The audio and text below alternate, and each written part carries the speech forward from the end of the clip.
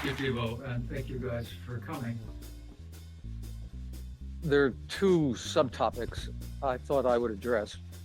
One has to do with the assumptions that seem to be made by policymakers and indeed by economists more generally about the quantity of resources that are devoted to research and development that might yield discoveries, viable knowledge. And the second has to do with the impact of mergers and acquisitions on the quantity of resources that are devoted to research and development in the areas of product space in which the MRA has been consummated.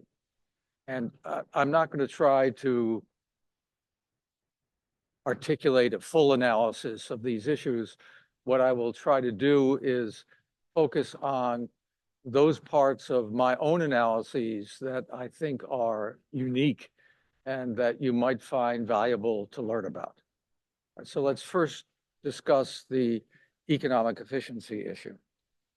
I think policymakers in the United States, in the EU, in Japan, all think that, if anything, from the perspective of economic efficiency, too few resources are devoted to research and development that might yield discoveries.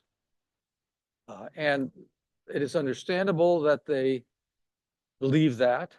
It is largely due to the obvious fact that, to the extent that people make use of such discoveries without paying the discoverer for the right to use the discovery, the private profitability of doing the research will be less than the economic efficiency, because some of those benefits will not be internalized to the researcher.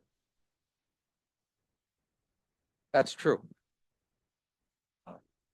However, the standard analysis of the issue of whether too many or too few resources are devoted to such research and development from the perspective of economic efficiency ignores other imperfections that also cause the profitability of such R&D to be different from its economic efficiency.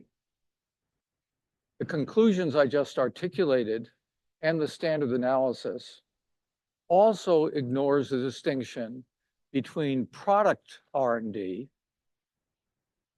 research and development, which will discover or intends to discover new products, and production process R&D, research that is aimed at discovering cheaper ways of producing existing products. They think the policies that should be adopted in relation to product R&D are the same as the policies that should be adopted in relation to production process R&D, because they believe that there are too few resources devoted to both types of R&D. There's no reason to distinguish between the two of them, at least in relation to that issue. And we know there are a large range of policies that different governments have adopted to increase the amount of resources devoted to R&D. Some governments do such research themselves, or they subsidize such research. They give research grants to universities or to non-university research institutions. You have intellectual property protection, which at least attempts to prevent non-researchers from benefiting by using the information that the research discovers. And there are other policies, at least in the United States. I don't know whether this is true in the EU. There are tax policies that are designed to increase the amount of resources devoted to such R&D. In particular, there's a tax policy which allows the researcher to deduct in year one all of the expenditures he made on such research, not to depreciate those expenditures in an economically sensible way over the lifetime of the discovery. In essence, the government is giving an interest-free loan to the researcher. There also are, in the US and in the EU, at least claims by judges that when they analyze the legality of mergers and acquisitions. They will count in favor of the legality of mergers and acquisitions, demonstrations that the merger or acquisition will increase the amount of expenditures made on research and development in the relevant area of product space. Quite independent of whether that increase in expenditures is relevant to whether or not the merger or acquisition violates the test of illegality, whether it affects whether the merger or acquisition will lessen competition or is motivated by specific anti-competitive intent. So we have all these policies, and they all proceed on the assumption, which economists tend to make as well, that from the perspective of economic efficiency, not enough resources are being devoted to these kinds of technological R&D projects. All right, so I'm going to talk about two other imperfections, or three other imperfections, that also, I'm now going to use my own vocabulary, distort the profitability of such research. When I say something distorts a private figure, what I mean is it causes that private figure to differ from its economic efficiency counterpart. It makes the project more or less profitable than it is economically efficient. So I'll begin with a combination of two such imperfections, sometimes called Pareto imperfections. One is imperfections in price competition, and the other is taxes on the margin of income, value-added taxes, sales taxes, things of that kind. And let me start by boringly defining certain terms. So I will distinguish among a number of different kinds of resource uses. So one category of resource use is one in which the resources are used to increase the unit output of an existing product, unit output increasing resource uses. A second category of resource uses are resource uses in which the resources are used to create what I call quality or variety increasing investments, investments that create a new product or that increase the number of distributive outlets that are there to distribute existing products, or that give the investor additional inventory or capacity. And that increases the quality of what the investor is offering, because in a situation in which demand fluctuates through time, if the investor has more capacity or inventory, the average speed of supply through time will increase. You'll have fewer instances in which demand exceeds existing capacity and inventory. So that's what I call quality or variety increasing investments. The overwhelming majority of such quality or variety increasing investments do not execute what we're talking about here, technological research and development. There are things that build additional capacity using existing protocols, or open up a new distributive outlet, a new pizzeria or a new food store, or maybe change the design of a bumper or of the grille of a car, not in a way which increases safety, but it's there for aesthetic reasons. And I'm not denigrating such investment. It may increase the value of the product to some consumers and may well be economically efficient, but it's not yielding new information discoveries. Okay, so that's the second category: quality or variety increasing investment creating resource uses. And a third category of resource use I want to distinguish is production process research executing resources, executing resource uses. So these are resources that are being devoted to research projects that are designed to discover new, better production processes. Now, there are other categories of resource uses I could identify, but I won't do it for our current purposes. Then there's the concept of a resource allocation. And what I mean by a resource allocation is something which involves the withdrawal of resources for one or more uses and their devotion to a particular use. So one, if this is a simple form, you could focus on a situation in which what is happening is resources are being withdrawn from the production of additional units of output of an existing product, and they're being allocated to the execution of a quality or variety increasing investment project. The resources that are used to create, to do product research, for example, have to come from somewhere. And let's focus on a simple situation in which the resources that are being used to execute the product research are being withdrawn from uses in which they would otherwise have reduced additional units of existing products. Now, it's also the case that things can be a little more complicated. The resources that are being devoted to executing a product research could be removed partly from unit output increasing uses and partly from production process research executing uses, right? So there would be a resource allocation from unit output production and production process research execution to quality or variety increasing investment creating uses, regardless of whether that QV investment is creating new knowledge or not. Okay. Now I'm going to look at the way in which the Pareto imperfections I've just referred to, imperfections to seller price competition, and value-added taxes, and in my terminology, distort the private cost of doing product research, and or distort some of the private benefits of doing product research. So let's take a simple example. Assume there's a product out there, and its producer might be charging 10 euros and 1 cent for it. And if he does that, he sells 299 units. What he's thinking of doing is reducing the price he charges from his product, from 10 euros and 1 cent to 10 euros, in which case he will sell 300 units of the product rather than 299 units. Okay? So the price he's charging for this last unit will be 10 euros. The marginal revenue he obtains will be 7 euros, because in order to sell that last unit for 10 euros, he's taking a penny less on the 300 units he could otherwise have sold for 10 units and 1 cent.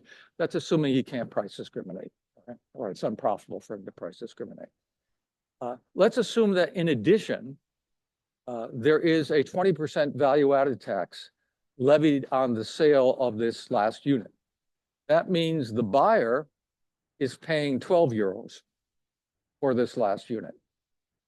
So the marginal revenue to the producer is 7 euros. The price that the buyer is paying is 12 euros. All right, now let's assume I am somebody who is thinking of executing a QV investment, a product research project. And I'm going to execute that project with resources that I withdraw from this unit output producer who would otherwise use them to produce the 300th unit of his product. What do I have to pay for the resource I'm going to bid away from him? Let's make a very simplifying assumption. Assume that the unit output producer I've just described would produce this last unit of his product by adding to his input mix 1 unit of a particular input. That would enable him to increase his output from 299 units to 300 units. What does the product researcher have to pay to bid that unit of input away from the unit output producer whose output would be sacrificed to permit the execution of the QV investment? He has to pay slightly more than 7 euros, because the marginal revenue product of that last unit of input is 7 euros, right? It enables the guy to produce a last unit of output. And when he sells that unit of output, the additional revenue he gets by doing so is 7 euros. So the private cost to the QV investor of that unit of input is going to be slightly more than 7 euros. What is the allocative cost of his using those resources? What are we sacrificing when this 300th unit is not produced? What allocative value would be generated by the consumption of that 300th unit? Well, its consumer was willing to pay 12 euros for it. Now, I won't go through the whole business. If the consumer is a non-monopsonistic consumer sovereign, and its consumption of this unit generates no externalities, then the allocative value that would be generated by the consumption of this last unit is 12 euros. Well, that means that the allocative cost that the quality of variety increasing investor, the product researcher, is generating when he withdraws this unit of input from the unit output producer who would otherwise have used it to produce a 300th unit of its product is $12. The private cost, excuse me, is 12 euros. The private cost is just 7 euros. He's getting these resources from the perspective of economic efficiency too cheaply, right? That means that other things being equal, the profits he will realize, or I should say it will realize, by executing and making use of such product research are going to be higher than the economic efficiency of its execution of the research. Now, there's kind of three stages one could think about. One is doing the research. Let's assume that that is withdrawing resources from unit output production. Then there's building the production plant that will be used to produce the discovered product. Once again, the guy will be getting those resources too cheaply from the perspective of economic efficiency, to the extent that it is withdrawing those resources from a unit output producer who is an imperfect competitor and whose product is subjected to, the sale of his product is subjected to a value-added tax. And then once the plant is in place, the product researcher is going to use resources to produce units of the discovered product, and he's getting those resources too cheaply as well.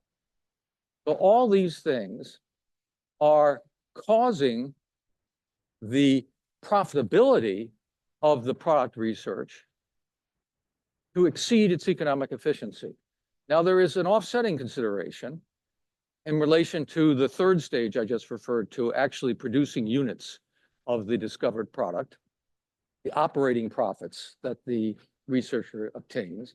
And that is, presumably, the researcher will also be an imperfect competitor when it sells its discovered product, and its sale of its discovered product will yield buyer surplus, right? And that buyer surplus deflates the profits of producing the units. Those are allocated benefits that are not internalized to the producer. But it's fairly easy to see why that deflation caused by the imperfection seller competition faced by the researcher is lower than the deflation in cost caused by the imperfections and price competition faced by the unit output producers, from which the researcher withdraws the resources he uses to produce units of the existing product. Assume for simplicity that the new product and the products, well, let me leave that aside for a moment. The per unit deflation in the operating profits associated with buyer surplus, that's equal to the average difference between price and marginal revenue, between zero output and the actual output of the discovered product, right? That gap between price and marginal revenue, that's the buyer surplus that's being generated. The average deflation in private cost of producing units, that's equal to the average difference between price and marginal revenue for the units of sacrificed units of other products that are sacrificed to the use of the discovery. And other things being equal, the gap between price and marginal revenue increases as one moves to the right, right? If you have a demand curve and a marginal revenue curve, the gap between price and marginal revenue increases as you move to the right. So that means that if the demand curves for the new product and the old products whose output is sacrificed are identical, and I'll get back to that in a moment, you would expect the gap between price and marginal revenue for the sacrificed units of old products to be higher than the average gap between price and marginal revenue for the new product. Because, you know, for the new product, you're taking the average difference over the whole bit, whereas for the old products, assume only one unit of the old product, you're taking the gap between price and marginal revenue all the way out to the right. But okay, on plausible assumptions, I'm going to not go into as much detail as I would if I had more time. The buyer surplus deflation of operating profits will be about half of the inflation of operating profits associated with the fact that the variable costs of producing the new product are lower than the allocated variable costs of doing so. All right, so that's one consideration. That tends to make the profitability of doing the research and making use of the discovery higher than the economic efficiency. It's just, is that okay? Is that, you following what I'm saying so far? Okay. Now, that does not mean, assume nothing else is going on here, that all product R&D projects will be economically inefficient. There'll be some product R&D projects, for example, that yield 75,000 euros in profits and increase economic efficiency by, I'm making it up, 25,000 euros. The costs were deflated by 50,000 euros, but that didn't critically affect the economic efficiency of the project. But there will be other R&D projects of this kind whose execution and use yields 10,000 euros in profits, but decreases economic efficiency by 40,000 euros. Now this distortion in the private cost turns out to be critical. And my point is that economists have ignored this reality. And what this reality implies is not that all R&D is economically inefficient, but that there will be a substantial amount of R&D expenditures, if nothing else has to be taken into account, which are profitable, though they're economically inefficient. That we may have too much product R&D. Now, the full analysis would have to take into consideration lots of other things, but I'll mention one other thing which I think the standard economic analysis ignores that cuts in the same direction. There are different ways of modeling this, but one way of modeling is to say, often what's going on when you're coming to product research is that there are a number of alternative research projects that are designed to discover the same product. And one way of modeling it is to say that these different research projects are somewhat different. And as you increase the number of projects that are executed, you increase the probability that the product with the desired attributes will be discovered. Okay. Here's the problem. As you add a second, third, fourth, fifth, sixth research project aiming to discover the same product with its given attributes, there are two different issues. One is, to what extent does each successive research project increase the probability that the discovery will be made? And the other is, what is the probability that each of these successive research projects will make the discovery first? Those are often very different numbers. It may well be that adding a seventh project designed to discover a particular product will increase the probability that the discovery will be made by only 1%, but it will, the person who does that project, it may be that there's a 10% or 15% probability that it will make the discovery first. And to the extent that that is true, that reality, if in fact the discoverer gets to have the monopoly rights over the discovery, will inflate the profitability of doing the research. When it calculates the profitability ex ante of its doing the research, it's going to say, well, there's a 10% probability I'll get this intellectual property protection. But in fact, all his efforts are doing are increasing the probability of discovery by 1%. So he's being over-rewarded ex ante. The same conclusion would apply if, instead of saying that the successive research projects in question increase the probability of the discovery, if you say what it does is the successive projects advance the weighted average expected date of the discovery, the same analysis will apply. Okay, so there are imperfections that are out there, whose existence I don't think can be questioned by anybody. And they all run counter to the sort of universal assumption, maybe I'm exaggerating, but I don't think I'm exaggerating that much, that from the perspective of economic efficiency, we don't have enough resources devoted to product research. Okay, what about production process research? Well, I'm going to focus on the part of production process research profitability which has to do with the profits that the researcher obtains by using his discovery. Its discovery. Old habits die slowly. I'll tell you a quick story about that. When this became an initial issue, I had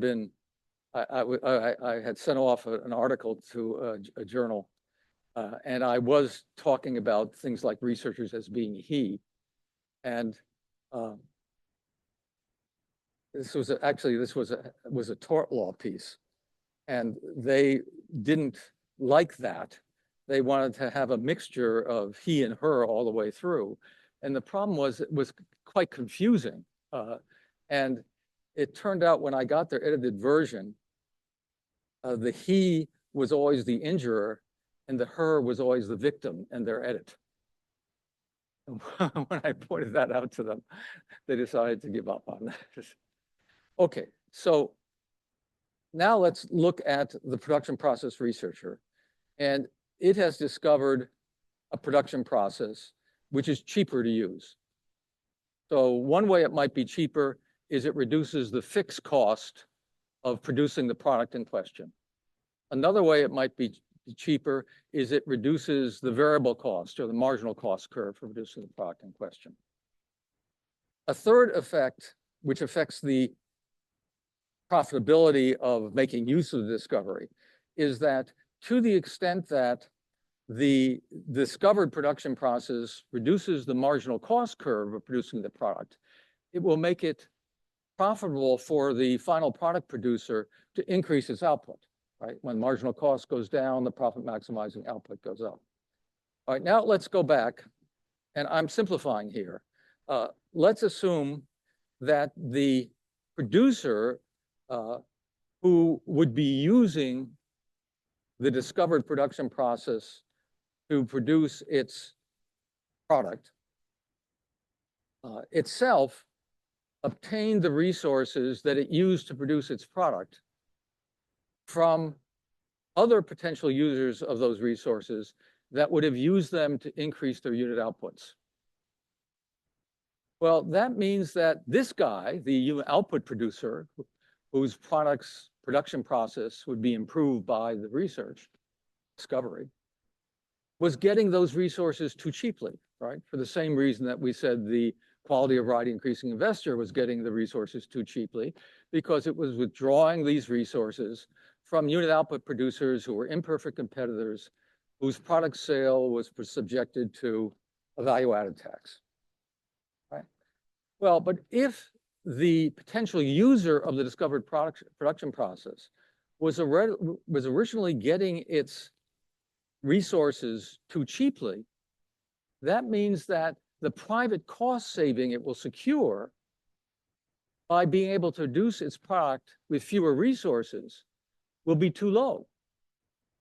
It originally got those resources for less than the allocated value of those resources. So if the production process discovery reduced, let's say, I'm exaggerating now, it got those resources for $1 a unit, €1 a unit. In fact, the allocated value of those resources and their alternative uses would have been $2 a unit. Now let's assume the discovery reduces the amount of such resources, amount of such inputs this producer has to use to produce this product by 20%. Well, it will be saving per unit of resource 80 cents because it originally paid $1 for them. But the allocative saving isn't 80 cents, it's it'll be saving 20 cents. The allocated saving will be 40 cents because the resources saved have higher allocated value than they do private cost to this producer. So the imperfections and seller price competition and value-added taxes that I originally discussed will tend to deflate the operating profits of making use of a production process discovery. And in so doing, will tend to render production process research less profitable than it is economically efficient. Now, that's only part of the story. I haven't talked about the distortion in the cost of doing the production process research. That would be much like the discussion I had earlier of the distortion of the cost of doing product research. But there is a difference there. You know, how critical it will be, how big the difference is, that's a question of empirical factors. But there is a difference. One has to distinguish between the treatment of product research on the one hand and production process research on the other, if one is interested in adopting policies that will increase economic efficiency by altering the amounts of resources devoted to these two kinds of technological research. Is that okay? All right, I don't know, Thibault, whether you want me to talk about the impact on the total amount of resources devoted to such research of mergers, because I've used up a half hour already. Well, first of all, now I'm going to use an American, I'm a stick in the mud, right? I draw a strong distinction between legal analysis and policy analysis or moral analysis. I actually think that there are answers that are correct as a matter of law, at least in the United States, and I suspect in the European Union, to all legal rights questions. And that often the answers that are correct as a matter of law are ones that as a matter of policy I don't like, but they're correct as a matter of law.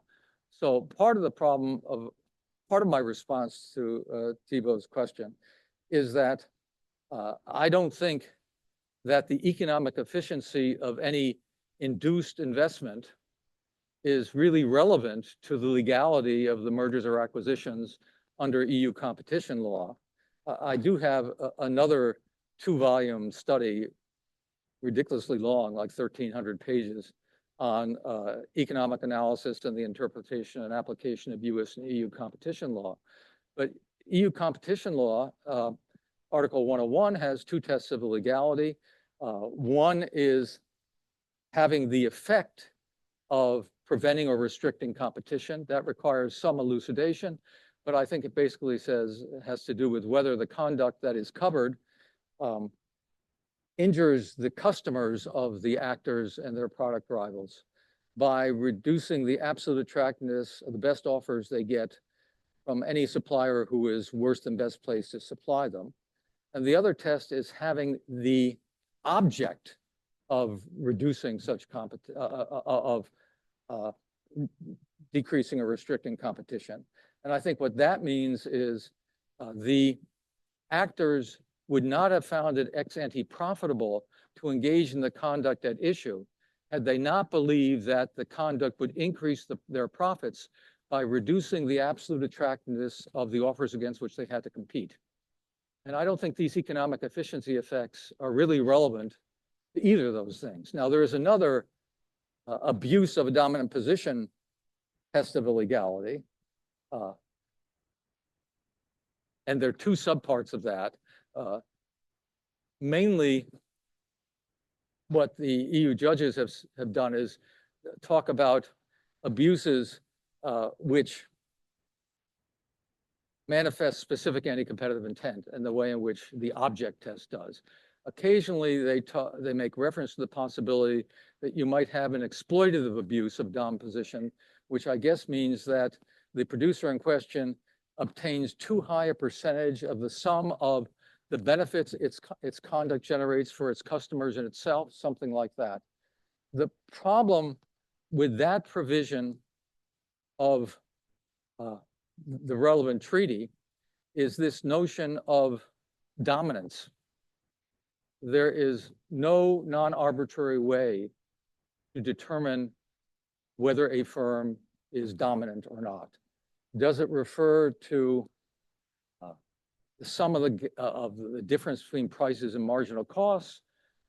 Does it distinguish between abilities to obtain prices above marginal costs because you produce a better product or have lower marginal costs yourself?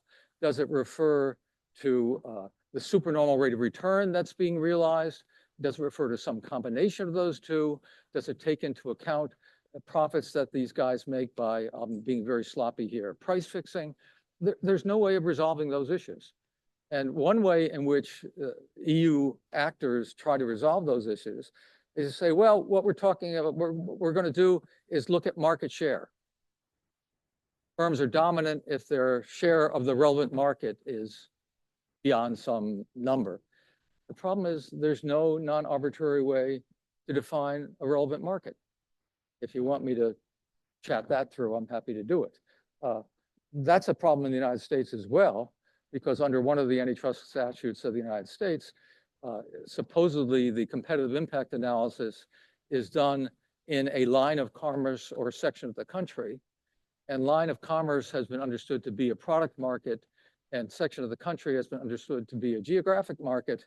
And if product markets and geographic markets cannot be defined non-arbitrarily, you're in trouble.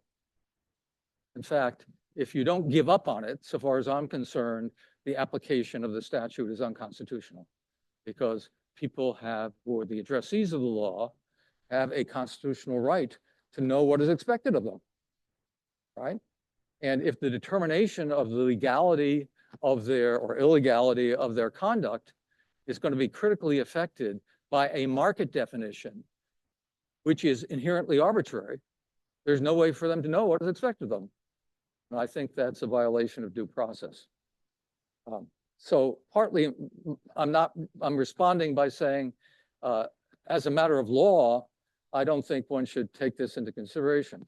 As a matter of policy, if we assume that the commission or the relevant judges are authorized to regulate the conduct covered by the treaty somehow in the public interest, then I think they would have to take the kind of argument I'm just making into consideration. And they have substantial staffs, and those staffs would have to learn more of the relevant theory and try to obtain information on the magnitudes of various parameters.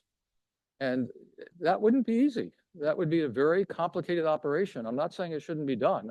I have a stake in the conclusion that it'd be worth doing it because my work suggests that you should do it. But just as an example of a complication I haven't referenced before, and this is something that economists and I think even law professors in the United States don't pay sufficient attention to, but actual lawyers, intellectual property lawyers, pay a lot of attention to.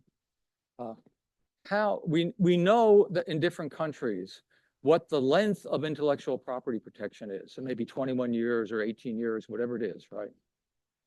But what we don't know is the breadth of the intellectual property protection. At what point does a use of something related to knowledge created by a project, at what point is it deemed to constitute a violation of the patent right of the person who made the discovery? And I don't have any expertise about that, but there is some reason to believe that at least in the United States, there may be some connection between the breadth of the IP protection that is given and the area of product space in which the research is being done.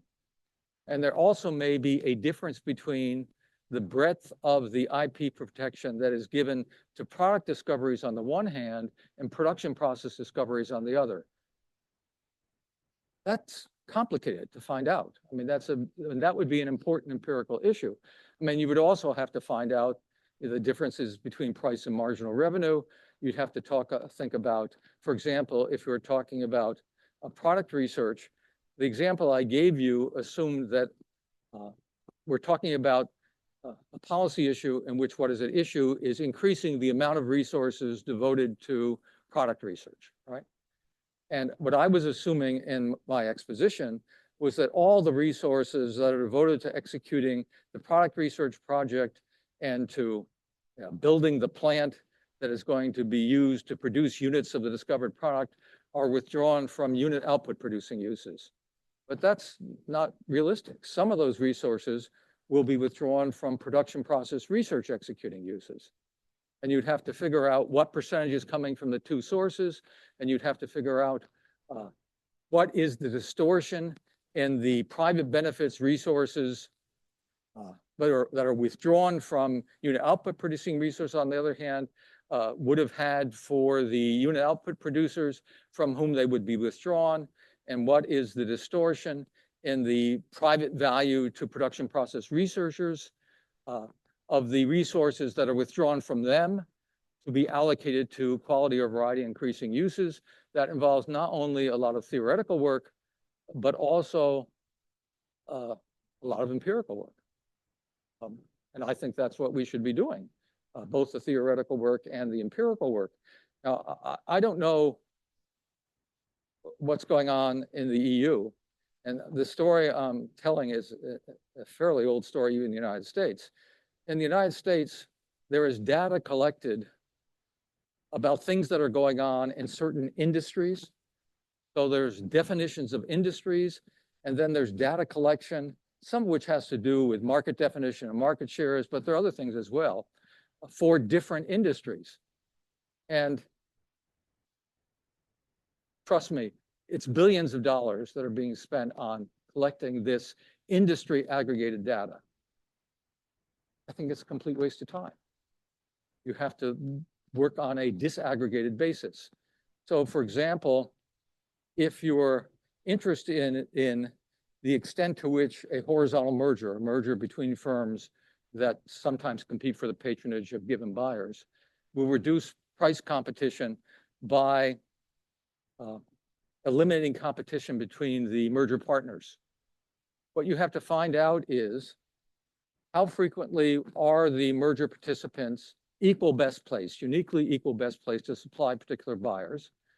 And in those instances in which they are equal best placed, what is their advantage over the third place supplier for this buyer's patronage?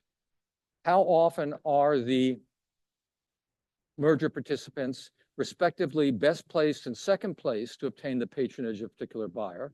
And in those instances in which they occupy such positions, what is the advantage of the second placed merger partner over the third place supplier of that buyer? Because that's going to affect to what extent the merged company can raise its prices. That's what you need to know. And well, what actually goes on is the authorities, the Department of Justice or the Federal Trade Commission, the Antitrust Division of the Department of Justice, they sort of make intuitive stabs at figuring that out. They use their information about this to define a relevant market. They then calculate the market shares of the firms that are within the defined market. They then generate, you know, HHI figures, Hirschman-Herfindahl indices. They then generate HHI figures and the post-merger HHI figure and the merger-generated increase in the HHI figure. And those figures then play a substantial role in their determination of whether or not the merger is going to be declared illegal. They began with intuitions, or in some cases, you know, some empirical studies on what I began by discussing. How often are these merger partners uniquely equal best placed? And in those instances, to what extent are they better placed than the third place supplier of the buyers in question? Or how often are the merger partners best placed in second place? And in those instances, to what extent is the second place merger partner better placed than the third place supplier of the buyers in question? They start with that. They use that to generate a market definition. They then use the market definition to generate market share figures and HHI figures and merger generated change in HHI figures. The figures they end up with have less predictive power than the raw disaggregated data they began with. So at least in the United States, in merger cases, there might be a room half this size filled with documents. And the documents have to do with market share definition. They are spending millions of dollars to generate market definitions whose use actually reduces the predictive power of the data with which they began. The expression used in Britain is a remarkable double. I mean, there's two effects which are remarkable. It is a remarkable double of increasing cost and decreasing accuracy. It's worse than a complete waste of time. You're making things worse. And the Antitrust Division and Federal Trade Commission in December 2023 came out with a new set of merger guidelines. And I had hoped that they might be getting some of this more right than the previous guidelines, which were promulgated in 2010. They didn't. They didn't. I don't know why. One is they might feel bound by the language of the Clayton Act, talking about sections of the country. They may feel bound to use market-oriented protocols. They may think that the courts would not accept anything different. I think they're wrong on both those accounts. I think they have a constitutional duty to own up, admit that market definitions are inherently arbitrary, and that the use of any decision protocol that makes reference to the magnitude of market aggregated parameters that presuppose such market definitions is not only unwise, but unconstitutional, because it means that the outcomes are arbitrary. That violates due process rights of the addressees of the law. I'm sorry, I babbled on. I'll say one other thing and then I'll let you go, and then I'll go to Thibault. There are analyses of price competition, right? Economists have made no attempt to investigate investment competition. What determines the extent to which established firms in some area of product space, which is arbitrarily defined, compete away their profits by making quality or variety increasing investments? How do you analyze that? There is, aside from, sorry to be self-promotional, aside from my own work, there is no analysis of that whatsoever. And both in the 2010 guidelines and in the 2023 guidelines that were promulgated 17 months ago or so, the agencies recognize for the first time that if you're looking at mergers, you also have to take into account their impact on the amount of investment that's being made in the relevant areas of product space. But they have no idea how to do that. And whatever they say that relates to it is at best irrelevant and often simply demonstrably wrong. You need a very different conceptual system. Mergers can increase price competition and decrease investment competition. They can decrease price competition and increase investment competition. The economic efficiency effects of increases in price competition are almost certainly positive. The economic efficiency effects of increases in investment competition are questionable, I think probably undesirable. The distributive impacts of the two kinds of increases of the increases in the two kinds of competition are very different, and they have different attractiveness from a variety of different normative perspectives. That's not just the agency's problem, that's the profession's problem. They don't talk about investment competition at all. Yeah. So I don't know whether I'm going to be as responsive as would be ideal. So lots of the inputs that are used, let's say, to execute a product research project are labor inputs.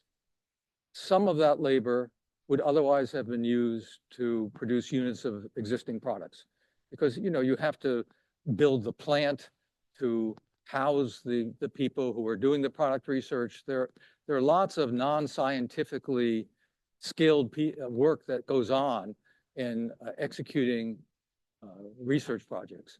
So some of that comes from those sources.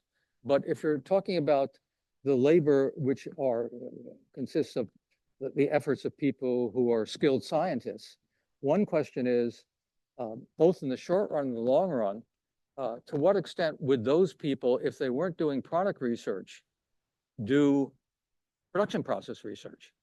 If it turns out that there is a great deal of fungibility between product research and production process research, and I don't know enough science to know whether that's the case, that would suggest that a higher percentage of the resources that are being devoted to product research are withdrawn from production process research than would otherwise be true. And you would have to take that into account. So that's even in the short run. And in the long run, it may be that people who do production process research really are not capable of doing product research. But in the long run, there is a greater fungibility. That is to say, people can get scientific training that would enable them to do either production process research or product research. And if you adopted a policy that, say, favored production process research over product research, the supply of labor with these scientific skills to creation of people with these scientific skills that are necessary to do production process research would increase, and the number of people who develop the skills necessary to do product research would decrease because there'd be different trainings involved. And if the profitability of the two kinds of research were altered by policy, that would affect the wage rates and opportunities that were available in the one area rather than the other. And presumably some students who otherwise would be trained up to do product research would end up being trained up to do production process research. Now, again, I don't know enough about the underlying science to be able to judge whether people can switch or how different the relevant scientific skills are. Is that all responsive to you? I don't know if that rent sharing affects things. If the project is profitable, there will be some sharing. If it's unprofitable, presumably there'll be less payments being made. So I don't know whether the reality of rent sharing critically affects the profitability of ventures. It may affect the amount of such projects that are executed by affecting their riskiness. I mean, projects that are really profitable turn out to be less profitable because you have to share rent. Projects that yield losses are less of a loser because that reduces the amount of payments you have to make to your labor. So the distribution of outcomes from a project gets pushed in together.